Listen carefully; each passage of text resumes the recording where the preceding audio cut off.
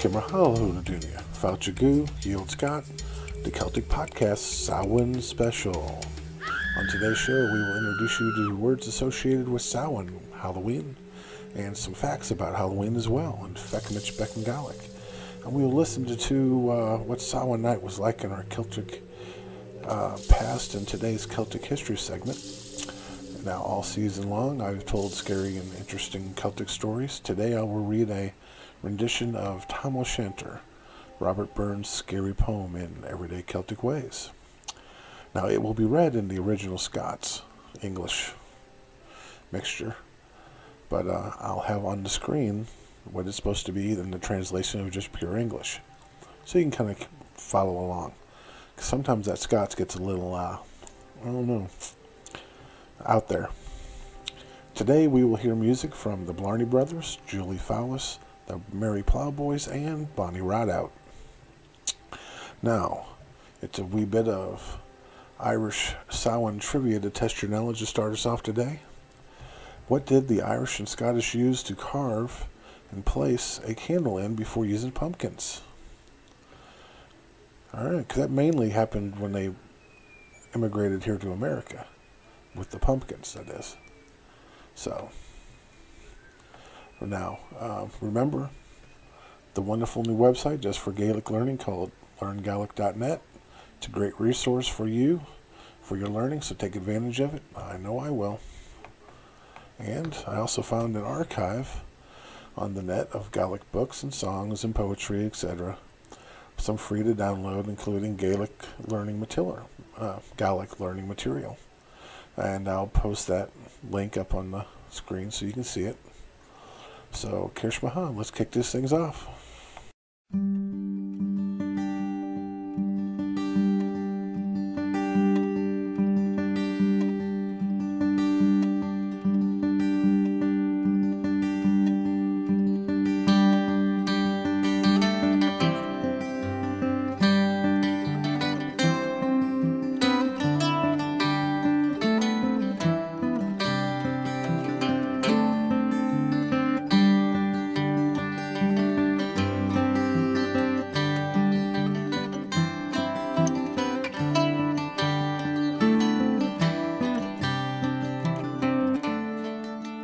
Hail was the wounded knight that bore the Rowan shield. Loud and cruel were the ravens' cries that feasted on the field, saying, "Backwater cold and clear will never clean your wound. There's none but the witch of the Westmoreland will make thee hale and soon. So turn your stallion's head till his red mane flies in the wind, and the rider of the moon goes by, and the bright star falls behind. Clear was the pale moon when his shadow passed him by. Below the hills were the brightest stars when he heard the owlet cry, saying, "Why do you ride this way? Wherefore came you here? I seek the witch of the Westmoreland who dwells by the winding mere, and it's weary by the Olds water and the misty Breakburn way, till through the cleft of the Kirkstane Pass the winding water lay."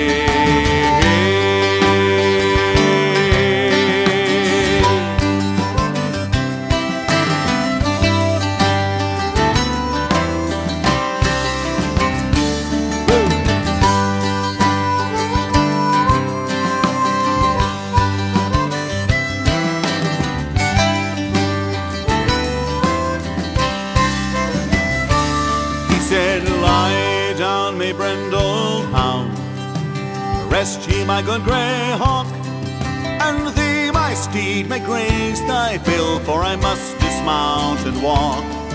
But come when you hear my horn, answer swift the call, for I fear the sun will rise this morn, you will serve me best of all.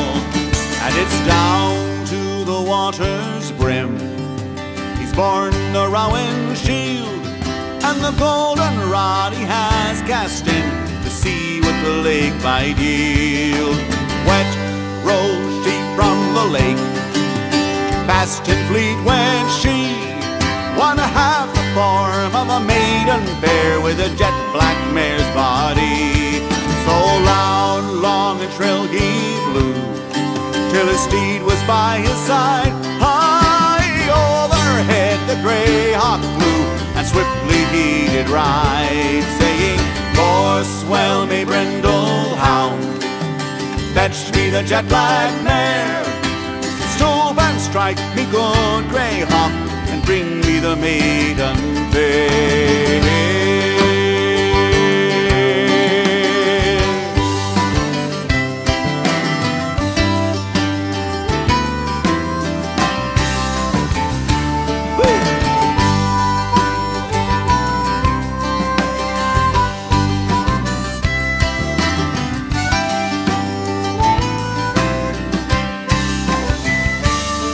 Said, "Praise she thy silvery sword, lay down the rowan shield, for I see by the briny blood that flows you've been wounded in the field." She stood in a gown of a velvet blue, bound round with a silver chain. She's kissed his pale lips once and twice, and 3 times round again. She bound his wounds with a golden rod, full fast in her arms he lay, and he has risen pale and soon with the sun high in the day. He said, "Ride with your brindle hound at heel, and your good grey hawk in hand. There's none can harm the knight who's lain with the wit of the Westmerland."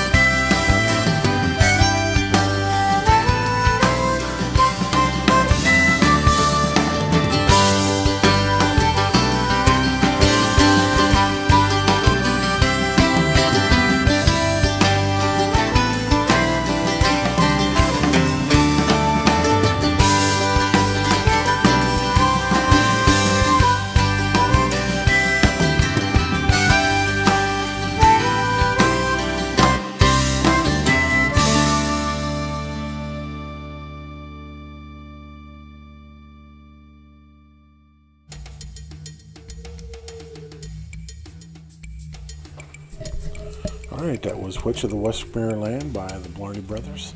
And now it's Han Tom and Feckamich Beck and Gaelic. Time for Let's Try a Little Gaelic.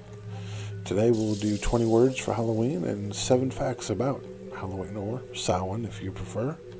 So Tasha Kishin, let's begin. Now I'll place these up on the screen, of course, as always, so you can see.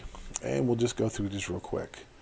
Halloween, Oich Samhain, Witch, Bana Vusik, Broom, Squab, Turnip, Sneep, Pumpkin, Peapack, Lantern, Lochran, Ghost, Tavis, Ghoul, Bolkin, Skull, Clagan, Scary, Ekluk, Terrible, Uavasak, Spider, Javan Ali, okay. Monster, Ulavisht. Magic, Drod Hekid. Geyser, Savner. Dark, Dorka. Moon, Gaelic. Apples, Ulin. Costume, AJ. Mask, Udin Koidik. Now, as we all know, I am just a beginner, just like a lot of you. I'm maybe a little bit advanced beginner, but even though I know a lot of the words and things, I suffer with the pronunciation. So, if you'll go on to the site I've told you about numerous times, learngaelic.net. They have these things on there. It's called 20 words. You click on there. It has a bunch of different categories that you get 20 words for. And if you pick on the one for Halloween, it has all these on there, and it has the audio, so you can hear a native speaker do the pronunciation. Okay, because some of these I might have struggled a little bit with. All right, let's move on to the 7 facts associated with Samhain, or Halloween. Now, Irish people have long celebrated Samhain, a direct predecessor to the modern-day Halloween, with evidence of pagan celebrations going back over 2 millennia. When St. Patrick brought Christianity to Ireland in the 9th century, Samhain merged with All Saints' Day to become the day we know and fear today. Here are 7 facts about the eerie Irish festival of darkness that spawned Halloween. Number 1, it invented the zombie. Thanks to modern popularity of films and TV shows such as 28 Days Later and The Walking Dead, the modern concept of the zombie is now familiar to all of us. But back before Christianity swept through Ireland and did away with paganism, it was Samhain which promoted scary stories about the living dead first. One tale from Samhain tells of a dead man returning from the underworld to burn people to death after lulling them to sleep. And I've also told the story of Mary Colhane, where she goes to retrieve her father's stick from the gravesite where he left it, and one of the dead climbs upon her backs and makes her do all kinds of things. And so, yeah, that's kind of freaky. Number 2, children were sacrificed. I'm not really opposed to that nowadays. According to the ancient Book of Invasions, each Samhain, the people of one Irish village sacrificed 2/3 of their children, their corn, and their milk to the supernatural Fomorians. According to the later Dinsecton and the Annals of the Four Masters, which were written by Christian monks, by the way, Samhain in ancient Ireland was associated with a god or idol called Crom Cruach. The text claimed that a firstborn child should be or would be sacrificed at the stone idol of Crom Cruach every Samhain. They also say that Ireland's High King, Tigernmus, along with 3/4 of his people, died while worshipping Crom Cruach on one particular Samhain night. Irish mythological warrior Cuchulainn was said to have fought on Samhain. Number 3, human heads may have been used as the original pumpkins. Ooh. The pumpkins we've carved today date back to a much older custom in which Irish people carved demonic faces into turnips to dispel evil spirits. But before turnips, rutabagas, and pumpkins became the popular carving choice, some say the Irish pagans used human heads instead. Some believe that Celtic warriors would behead their enemy and mount their heads by their villages to protect themselves from the evil spirits.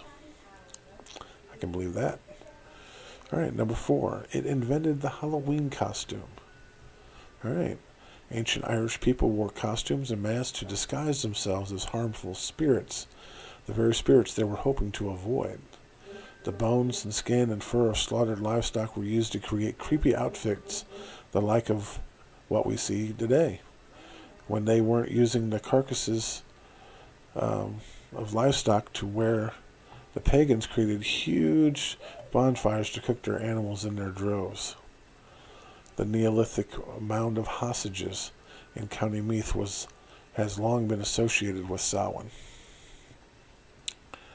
And, as a note, when they were done using the bones and the skin and the furs, they would throw them into the fire, thus giving the fires, these huge fires, the nickname Bone Fire or Bonfire.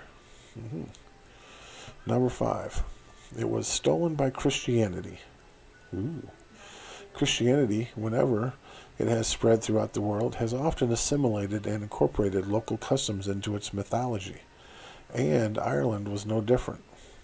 Christianity incorporated Samhain's honoring of the dead into its own calendar, with All Saints on November 1st, followed by All Souls on November 2nd. When large numbers of Irish people immigrated to the United States after the Great Famine in the 19th century, they carried their Christian pagan tradition with them, which led to the popularity of Halloween in America today. All right, number 6. It invented the trick or treat. Guising, the act of going from door to door in disguise, was practiced as a part of Samhain throughout Ireland, Scotland, the Isle of Man, and Wales from at least the 1500s. In Ireland in the 19th century, it was tradition for a man covered in a white sheet and carrying a decorated horse skull to lead a group of youths blowing a cow's horn from farm to farm. Wow. The concept of moving from place to place dressed as a demonic being eventually evolved into the modern trick-or-treat, in which revelers dressed up and go from house to house in search of treats, which I don't have a problem with, as long as it's good-sized candy and not that weird black wax papers looking stuff. Who buys that anyway? All right, number 7, our last one. Pagans still celebrate Samhain today. Many neo-pagans today emulate the historic customs of Samhain and attempt to reconstruct festivities as accurately as possible, within reason. Since the Celts didn't really write down what they did back then, there's really just what has been passed down orally through the centuries. This often involves praising the dead at some small shrine where a meal is placed down as a means of inviting the dead to dinner. Deathly songs, poems, and dances are performed before candles are left burning to guide the dead home. Wow. That creepy enough for you? All right. And that's it.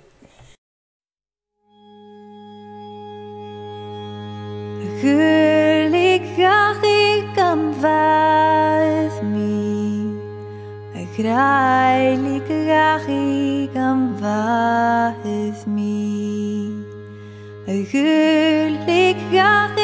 am vaes mi, dor chroi han mi.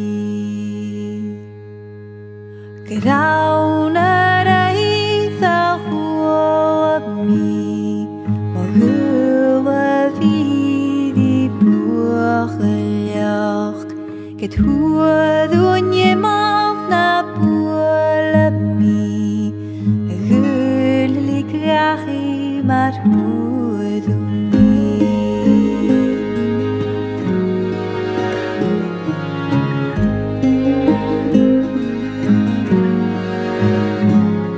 Smijida Krishna Garian, sa tjarna Krishna Fadichen, kan hacher fleskach bij alvun, schat de jere boon gachastes doen.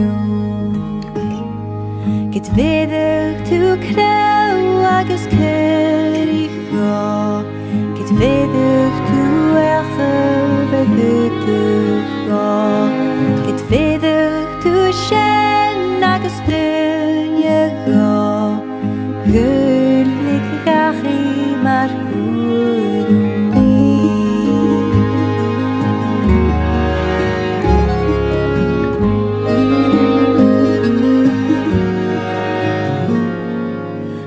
die maits ma vaethut, die ma hinjus ma harsten doet, ach maraib ma hut verazen nu, but it chich me gachi mar hanemi.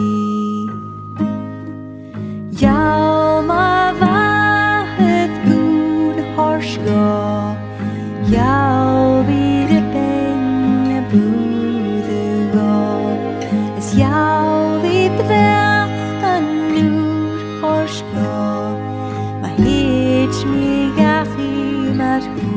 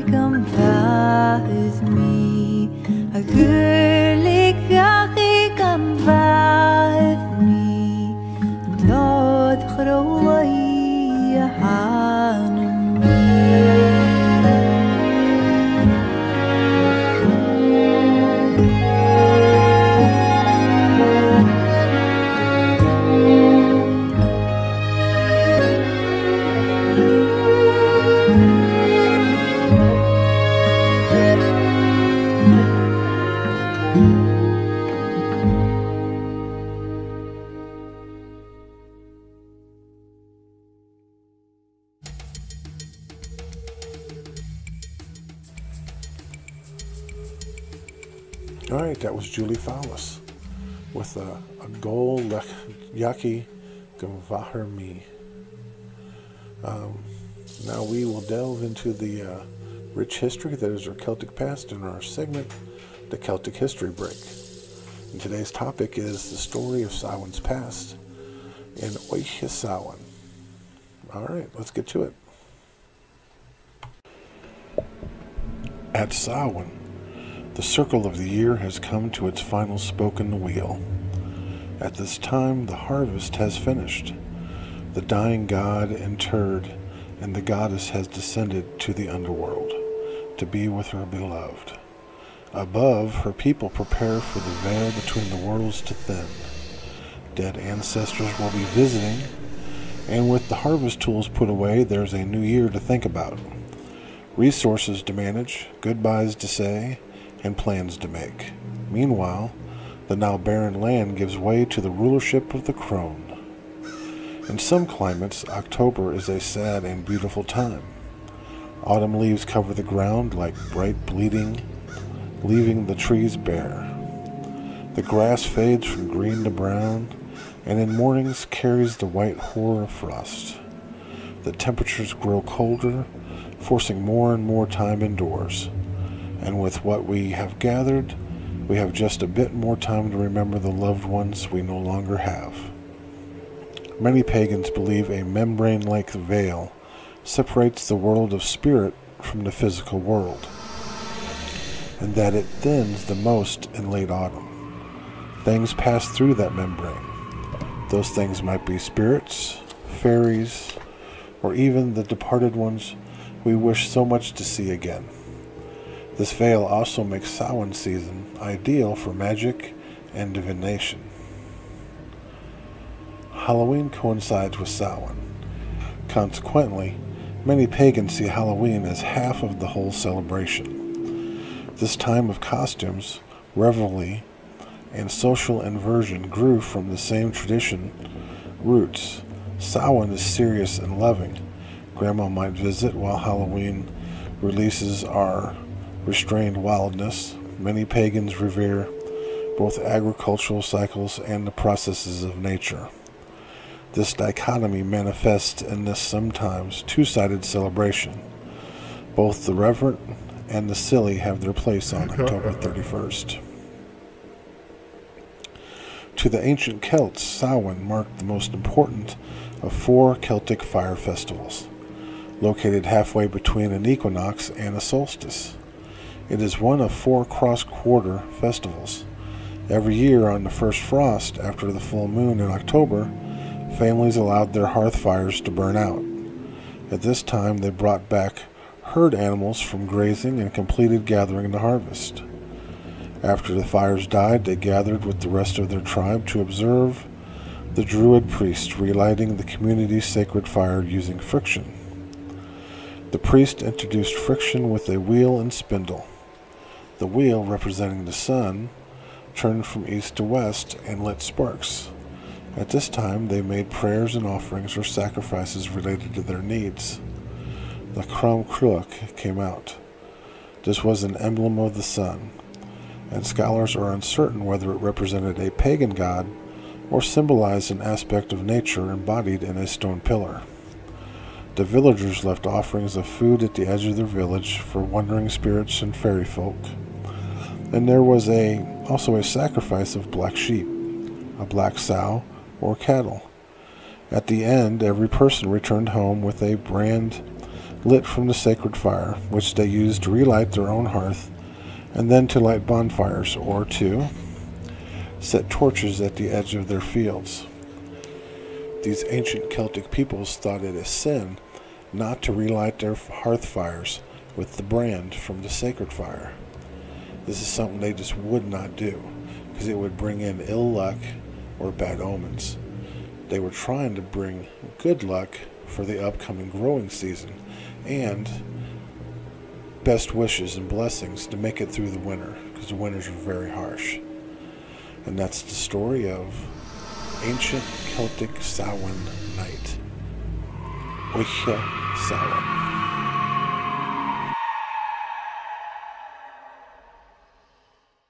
Tim Finnegan lived in Walking Street, a gentle Irishman, mighty odd. He had a brogue so rich and sweet, and to rise in the world he carried a hod. You see, it is sort of a tippling way. With the love of the liquor poor Tim was born, and to help him on his way each day, he'd a drop of the crater every morn. Whack for the tour, a dance to your partner, round the floor your trotters shake. Isn't it the truth? I told you, lots of fun at Finnegan's wake. One morning Tim felt rather full, his head felt heavy and it made him shake. He fell off his ladder and he broke his skull, so they carried him off, his corpse to wake.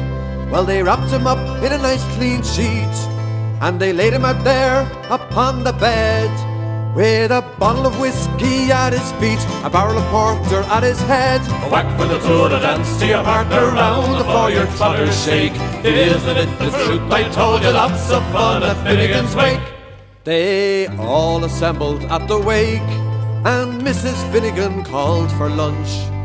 First they laid out tea and cake, then pipes and tobacco and whiskey punch. Then Biddy O'Brien began to cry, such a lovely corpse did you ever see? Arra Tim Everine, why did you die? And none of that gab, says Biddy McGee. Whack for the tour, a dance to your partner, round the floor your trotters shake. Isn't it the truth? I told you, lots of fun at Finnegan's wake. Then Cathy O'Connor took up the job. Arra Biddy, says she, you're wrong I'm sure. Biddy gave her clatter upon the gob, and sent her sprawling across the floor.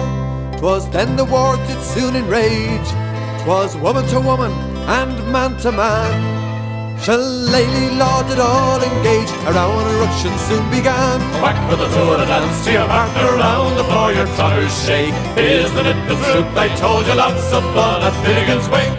Then Mickey Maloney raised up his head, and a naggin of whiskey flew at him. It missed and it landed upon the bed. The whiskey splattered all over poor old Tim. Bedad they cry, now see him rising, Tim Finnegan rising up in his bed, singing whirl the whiskey around like blazes, Connor and Jason to think I'm dead. Back for the tour, a dance to your partner, round the floor your trotters shake. Isn't it the truth? I told you, lots of fun at Finnegan's wake. Whack for the tour, a dance to your partner, round the floor your trotters shake. Isn't it the truth? I told you, lots of fun at Finnegan's wake.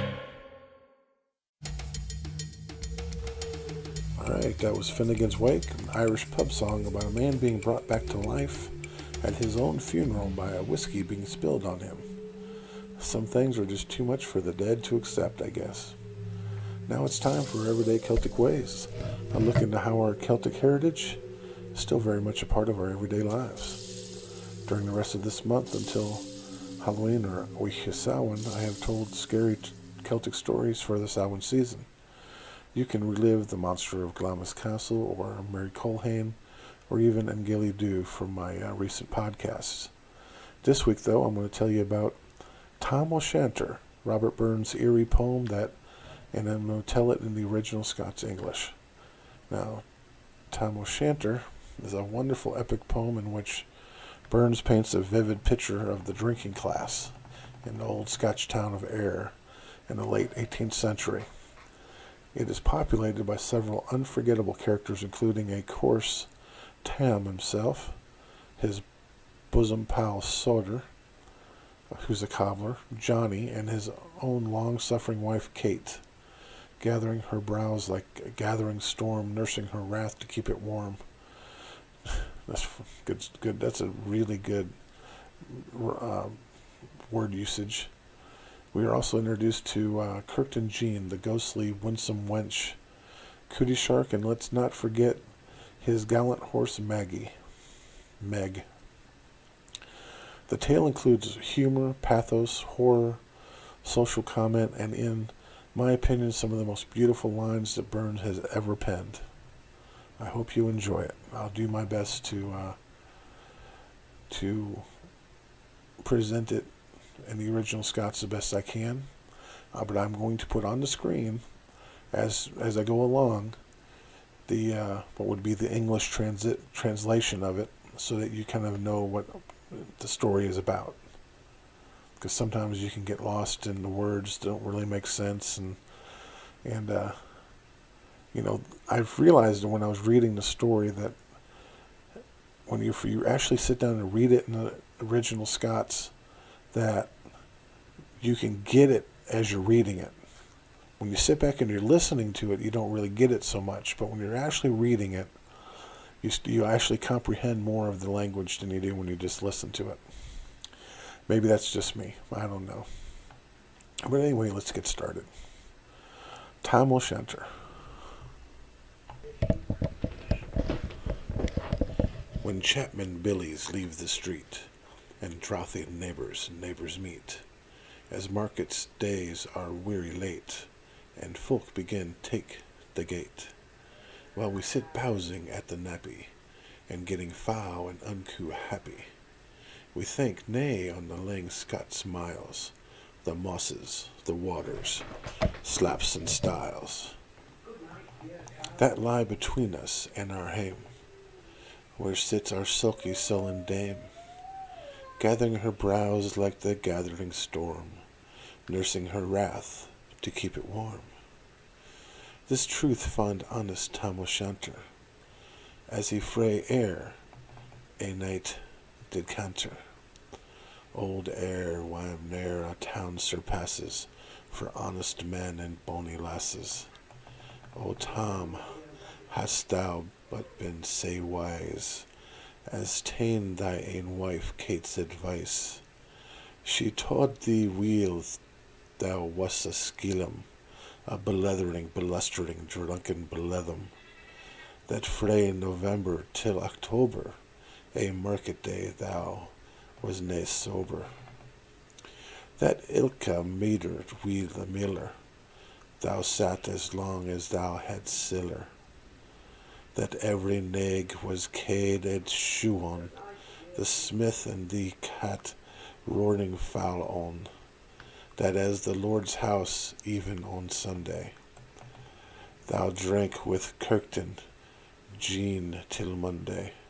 She prophesied that late or soon thou would be found deep, drooned in Doon, or catched with warlocks in the mirk, by Alloway's old haunted kirk. A gentle dames is gares me gleet, to think how many counsels sweet, how mony lengthened sage advices, the husband frae the wife despises. But to our tale a market night, tame got planted unco right, fast by an ingle blazing finely, why reaming swats that drank divinely, and at his elbow Sauter Johnny, his ancient trusty drouthy crony. Tom lo'ed him like a very blither, they had been foul for weeks together. The night drave on with sangs and clatter, and aye the ale was growing better. The landlady and Tame grew gracious, with favours sweet, secret and precious. The Sauter told his courteous stories, the landlord's laugh was ready coarse. The storm without might rared and rustle, Tom did not mind the storm a whistle. Care mad to see a man sae happy, e'en drown himself amang the nappy. As bees flee hame with ladies of treasure, the minutes winged their way with pleasure. Kings may be bleast, but Tom was glorious, over a' the ills of life victorious. But pleasures are like poppies spread, you seize the flower, its bloom is shed, or like the snow falls in the river, a moment white, then melts forever. Or like the Boreas race, that fit air, you can point their place. Or like the rainbow's lovely form, a vanishing amid the storm. Nay man can tether time or tide, the hour approaches, Tom maun ride. That hour on night's black arch the key stain, that dreary hour he mounts his beast in, and sic a night he takes the road, in as near poor sinner as abroad in. The wind blew as Todd's blown its last, The rattling showers roan on the blast. The speedy gleams the darkness swallowed. Loud, deep, and lang the thunder bellowed. That night a child might understand. The deil had business on his hand. Wheel mounted on his grey mare Meg, a better never lifted leg. Tom skippet on through dub and mire, despising wind and rain and fire, whiles holding fast his good blue bonnet, whiles crooning over some old Scots sonnet, whiles glowering round with prudent cares, lest bogles catch him unawares. Kirk Alloway was drawing nigh, where ghasts and hoolets nightly cry. By this time he was crossed the ford, where in the snaw the chapmen moored, and past the birks and milky stane, where drunken Charlie brake neck's bane, and thro' the weans and by the cairn, where hunters feigned the murdered bairn, and near the throne, aboon the well, where Mungle's mither hanged herself. Before him Doon pours all his floods. The Dublin storm roars through the woods. The lightnings flash from pole to pole. Near and more near the thunders roll. When glimmering through the groaning trees, Kirk Alloway seemed in a breeze. Thro' ilka bore the beams were glancing, and loud resounding mirth and dancing, inspiring bold John Barleycorn, what dangers thou cast make us scorn. Why Tippany we fear nae evil, with Usoppy we'll face the devil. The swaits say reamed in Tammy's noodle, fair play he cared, na deal's a boodle. But Maggie stood right sair astonished, till by the heel and hand admonished. She had ventured forward on the light, and vow Tom saw an uncouth sight. Warlocks and witches in a dance, nay, cotillion, Brent knew frae France. But hornpipes, jigs, straith sprays, and reels put life and metal in their heels. The Winnock bunker in the east, there sat Old Nick in shape o' beast, a towsy tyke black grin and large, to give them music was his charge. He screwed the pipes and gart them skirl, till roof and rafters a did dirl. Coffins stood round like open presses, that sawed the dead in their last dresses, and by some devilish cantrip's sight, each in its cold hand held a light, by which heroic Tom was able to note upon the holly table a murderer's banes did gibbet errands, twa span lane we unchristian bairns. A thief ne cooted frae a rape, with his last grasp he did gape.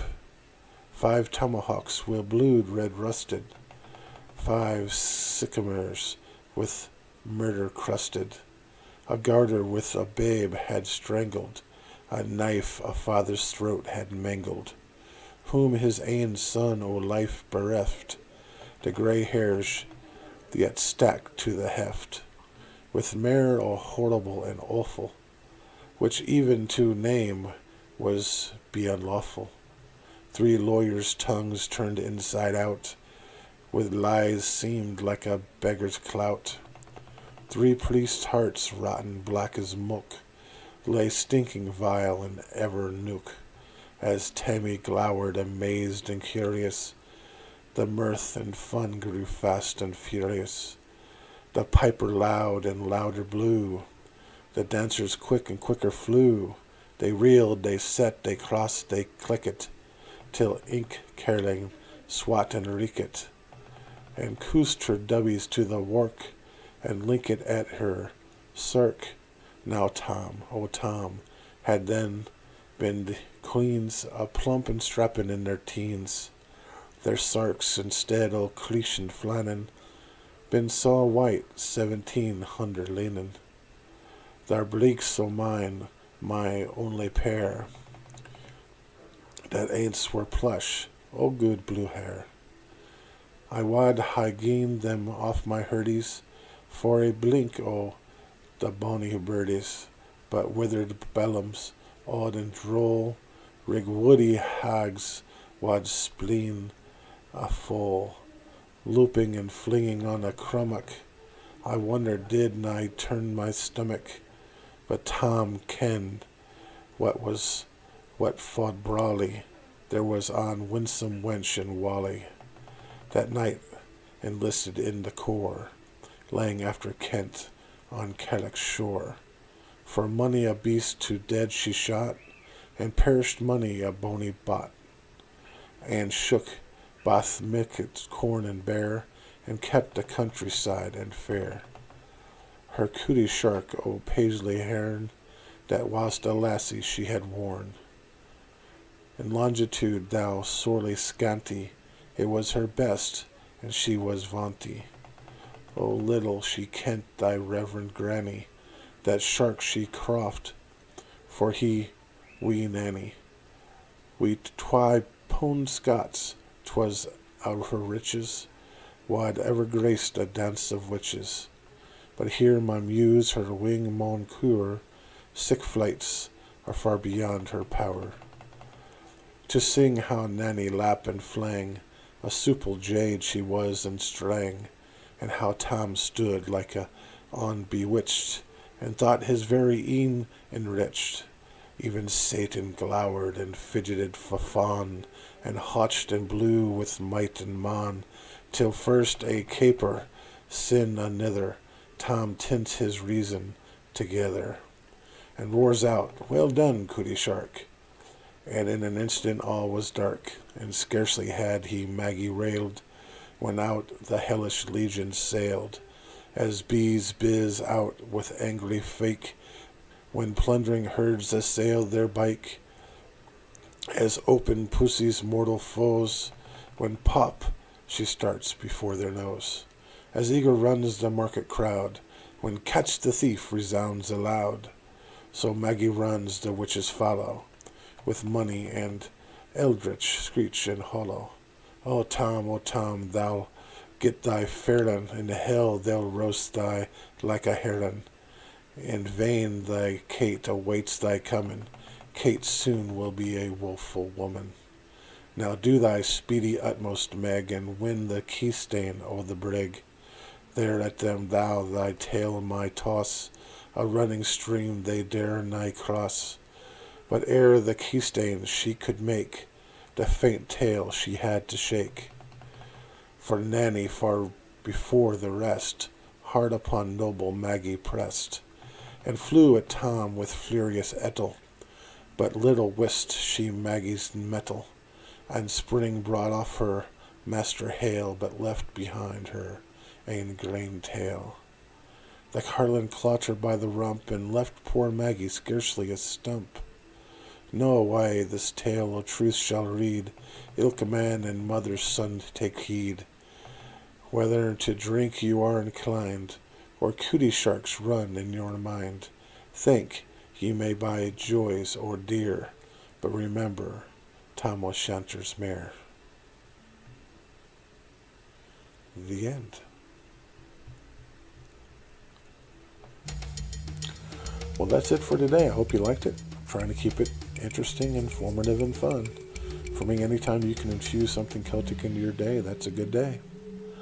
I can't really leave without giving you the answer to today's trivia question, even though I kind of hinted at it in the Feckimich and Gaelic segment.